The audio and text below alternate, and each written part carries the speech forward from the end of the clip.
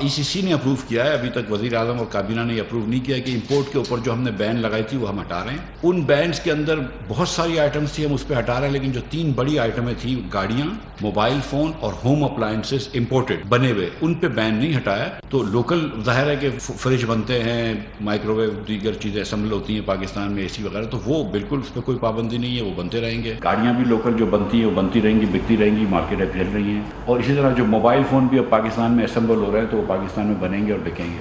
لیکن جو باہر سے امپورٹ شدہ موبائل فون، گاڑیاں اور جو ہوم اپلائنسز تھے، ان کو ابھی تھوڑے عرصے تک ہم نے کچھ عرصے تک تھوڑا سا اس کے اندر بین کو مینٹین کرا ہے۔ باقی چیزوں کے اوپر سے ہم نے وہ پابندی ہٹا دی ہے، لیکن باقی چیزیں بہت کم ہوتی ہیں، کچھ آئس کریم، کچھ مچھلی وغیرہ۔ ہماری کوشش ہے، عزم ہے کہ اس سال کے اندر، جو پچھلے سال کے اندر $17.5 ارب کا کرنٹ اکاؤنٹ ڈیفیسٹ، جس کی وجہ سے یہ ہم اس پریشانی پہ پہنچے ہیں۔ اوبویسلی اور وجوہات بھی تھی، خان صاحب نے جو وعدہ توڑا IMF سے اور دیگر باتیں تھیں، لیکن اس پہ میں ابھی آتا ہوں۔